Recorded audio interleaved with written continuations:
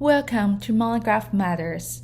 I'm talking today with Witherspoon, author of the SRCD Monograph on place-based developmental research, conceptual and methodological advances in studying youth development in context. This discussion focuses on place-based framework, examples, and recommendations.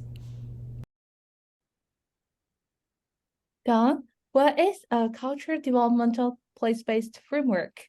Can you provide an example of how you incorporate this perspective in your work?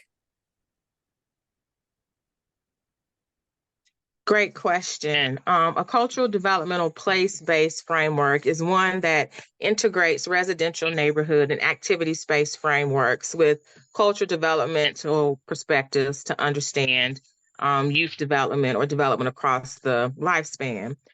This framework recognizes diversity in social positions, particularly with regard to ethnicity, race, immigrant status, socioeconomic status.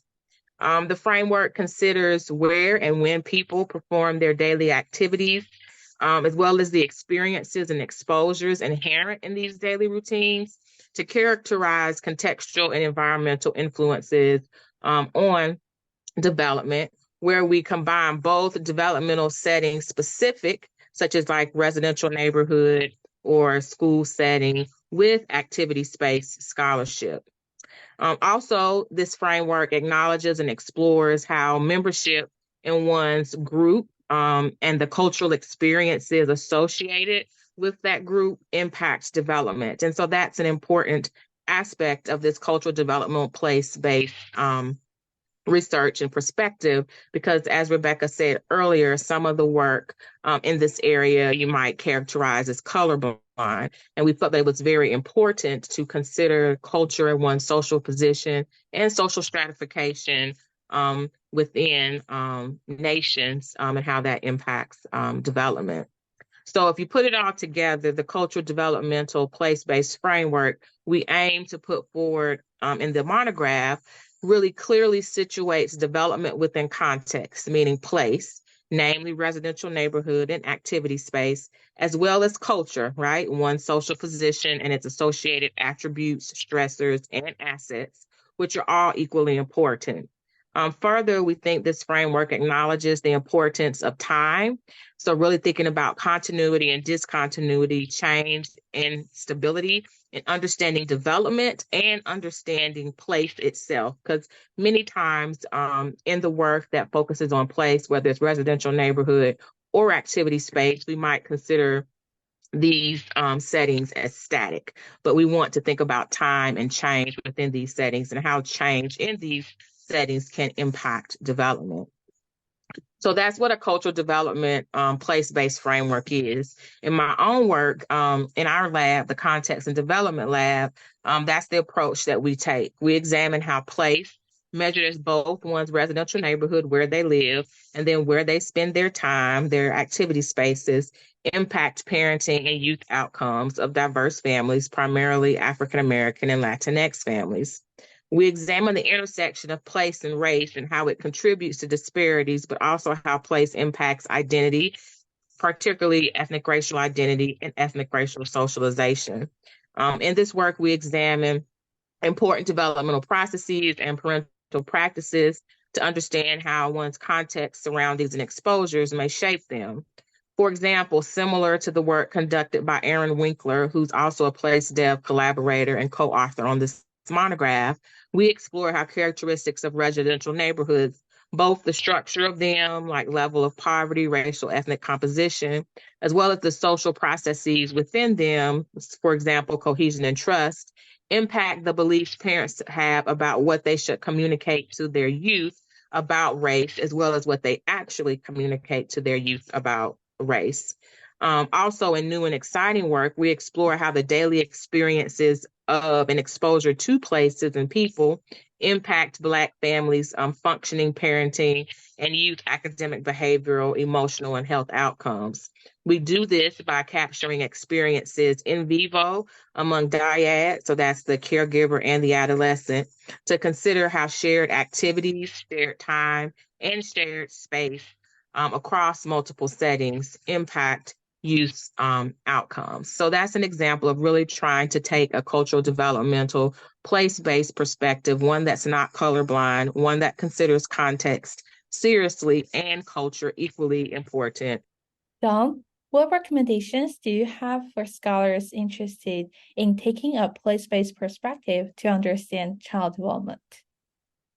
Well, I will say that these recommendations are not necessarily my own individually, but I say collectively from being a part of the Place Dev working group and in the monograph, all of these ideas for recommendations kind of come together from all of us. So I think future scholarship should explore and answer important questions about how, for whom, and under what conditions do exposures to places and experiences in places dynamically, meaning kind of over time, impact development across the lifespan and within many domains of functioning, behavioral, cognitive, linguistic, academic, etc.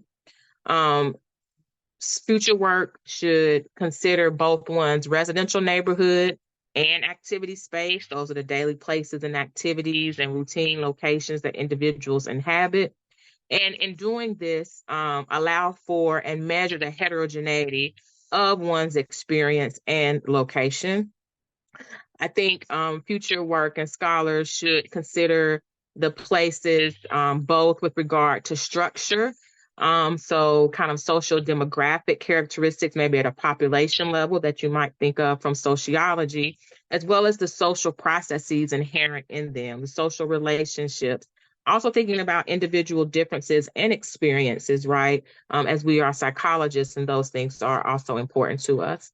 And from a developmental science framework, to meaningfully measure time, allowing for and measuring change within places, so both within the place and within the person and the dyad, particularly when we're thinking about shared space, time, and shared experiences among caregivers and adolescents, or even adolescents and friends and peers.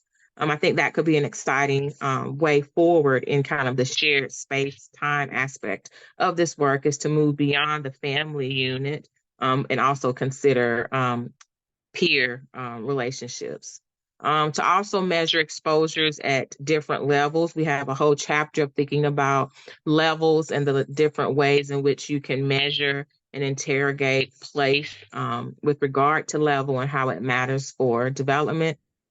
And then last, but certainly not least, is to consider how social stratification is implicated in the developmental outcome of interest, right? With the United States and globally becoming more diverse, we must consider how social stratification impacts development, how it shapes one's experiences, the places they inhabit, how experiences in places can be different at different times, depending on who is present.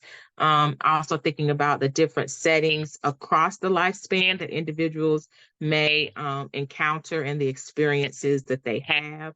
What's the power and balance in those spaces? So I think there are lots of recommendations that we can give to scholars that have really been thinking about place in their own work, or for even scholars that have not necessarily been thinking about place as an important setting or context, but to now think about place as an important setting and context, and to meaningfully integrate it into their work, to have a fuller understanding of development across time.